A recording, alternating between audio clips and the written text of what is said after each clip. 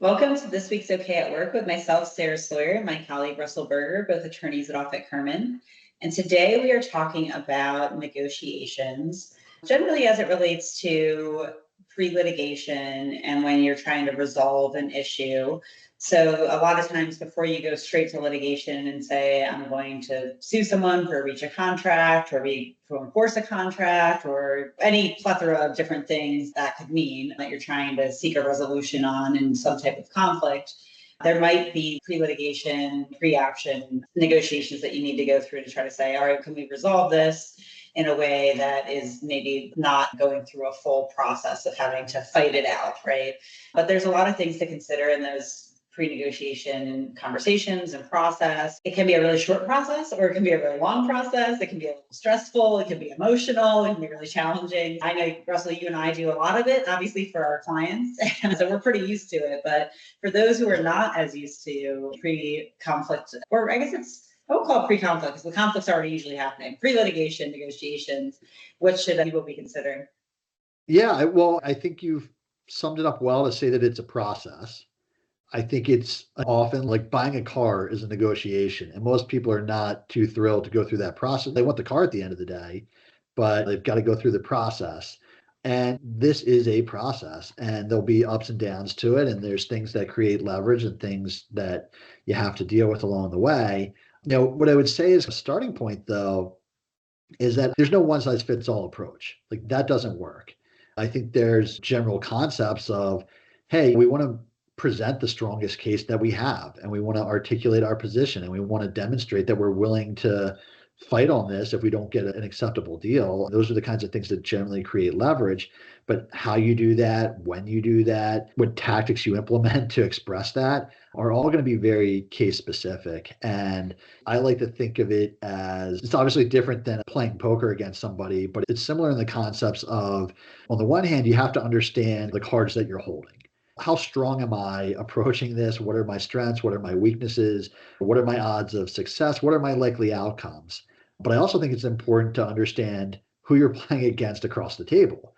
And what are their biases? What are they looking for? What are their strengths and weaknesses? Where do they leave us with opportunities to create leverage? And you take all those things and throw them in the pot. And knowing that the more leverage we create, the more likely we are to get a good result. And you just have to play all these pieces together. So, from a process standpoint, step one is just gather up all the ingredients and start figuring out what you can make with them.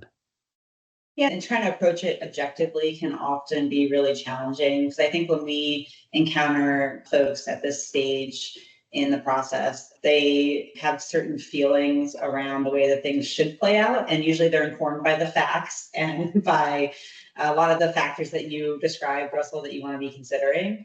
But there is some feeling of how to think things should play out, how you want them to, what's just and what's reasonable. But you also have to layer in, well, what's practical? What makes sense? What do I really want out of this? Even if it's not a slam dunk and it's exactly what I want, am I willing to accept something less to be done with this and not have to keep dealing with it? And there's a lot of stages, I think, for people to go through and as part of that process as well. Everyone's a little bit different. Obviously, no one's the same as it relates to how they might feel or handle or approach something like this. And sometimes people are ready to be practical and logical right from the start. And sometimes it takes a little time. And that's true of both sides. So when you talk about thinking about your own side and your own approach and trying to be logical and zoom out and really think it through, but also do that for the other side. And a lot of times our clients will know the people on the other side obviously better than we do. So I know that's something that I will take into consideration with clients is to say, like, all right, well, you've done business with this person. What approach do you think they're going to take? What's their position going to be? What are the things that are going to be most important to them? And sometimes the business owner that we're working with has the best perspective on that. Yeah. And we talked about it a few weeks ago when we talked about cease and desist letters. Does being aggressive back them down, or does it get them fired up and coming after you even more? I think, like I said, reading the other side is really important as you decide what tactics to implement and how you plan to get there. I think it's also important to note that, especially in the pre litigation, pre suit negotiation context, that you have to be okay with not settling and not getting resolution there.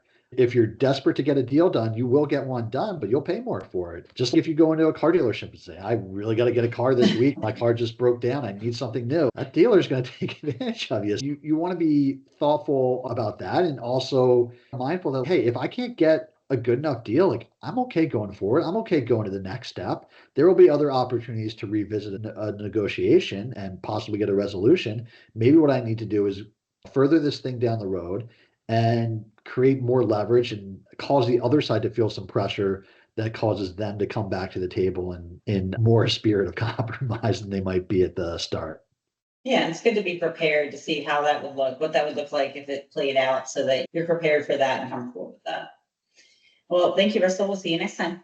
Thanks, Sarah.